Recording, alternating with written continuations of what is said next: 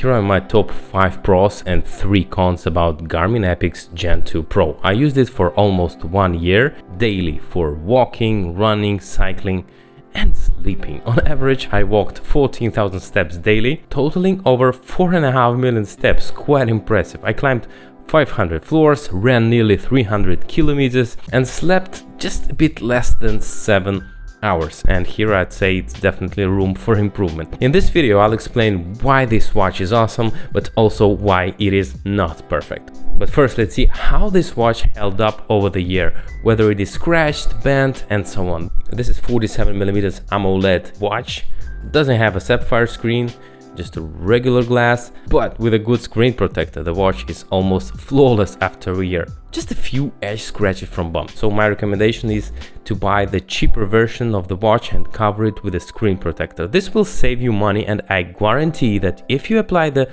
protector with precision, it will be almost unnoticeable. Okay, let's dive into why I love this watch and why it is awesome. Beside the Garmin, I also own an Apple Watch Ultra, which has 3 buttons, including one action button that can start workouts, turn on the flashlight, and more. But with Garmin, it's a whole different game. It features a menu with 7 customizable hotkeys and buttons. I can quickly access the redshift, alarms, display settings, timer, and whatever I want. These customizable hotkeys are incredibly convenient, and I use them all the time, every day. It's really awesome. And another super convenient feature in the Garmin watch stands out, especially when compared to the Apple Watch Ultra. When I start the workout on the Apple Watch, there is no option to lock the touchscreen, which can be frustrating if sweat or rain or my fingers, accidentally click something on the screen. And it happened a couple of times when I was using Apple Watch. But with Garmin, I can customize how the touchscreen behaves during a workout. It can be locked automatically during any workout, for example, here in walking workout, or it can be used only with maps or whatever I want. Plus, I can easily turn it off with hotkeys, which makes it incredibly convenient. Okay, the third thing I really like about the Garmin watch, something the Apple Watch doesn't offer. With the Apple Watch, you always have to rely on the touchscreen, but with Garmin, I can control everything with buttons. This is especially useful when it's cold and I'm wearing winter gloves. I don't have to touch the screen at all because all the functionality is available through the buttons alone. It's that I can use it entirely with buttons, and that is so cool. Let's talk about the fourth awesome feature on this watch, one I never thought I'd use but now rely on every day, multiple times a day. Whenever I'm searching for something in the car, when it is dark, or walking up at night without disturbing my wife, or any time when there is not enough light. It's the flashlight. Just double press of the button and I can adjust the brightness here. It's super convenient and always within reach. The fifth awesome feature of the Garmin Epix Gen 2 Pro. Every morning after I wake up, I immediately check my Garmin. It shows me how I slept, whether I'm ready for the day, if my body battery is charged, and even suggests a workout for the day.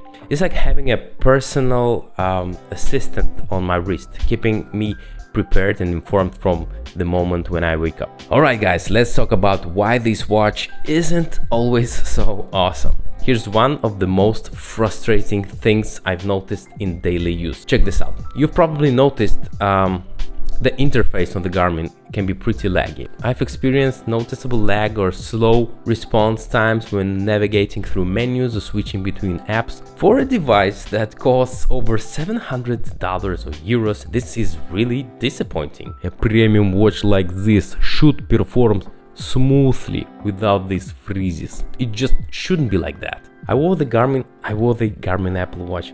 I wore the Apple Watch Ultra for six months before switching to Garmin, and I want to show you something. All these bumps and uneven surfaces on the Garmin are spots where bacteria and dirt can accumulate. Compared to the Apple Watch, this Garmin, it gets dirty much more easily. You have to clean the Garmin watch much more frequently because it gets dirty faster. Look at that, guys. This is a downside from a practical standpoint. I just wanted to point out that the backside design could be improved to make it more practical. This is the chart from my last short run. I'm not an amazing running, just a newbie, but this is a chart of my heart rate. As you can see, my pace was quite high for me. Usually when I run at such pace, my heart rate goes up to 160 BPM. I actually felt like my heart rate was definitely over 150, but the Epix heart sensor was showing only 120 BPM, which isn't accurate. And after that, it showed 160. So what I want to point out is that sometimes the heart rate sensor makes mistakes. I'm not saying this happens every time. No, it happened maybe 5 to 10 times this year, but still, it's not just me. People on forums are also reporting that wrist-based heart rate monitors can be inconsistent, especially during high intensity workouts or in cold weather. There you have it, my top 5 pros and 3 cons. Drop your thoughts or questions in the comments below. My name is Evgeny, if you didn't know. Subscribe to my channel if you haven't yet, and have a nice day.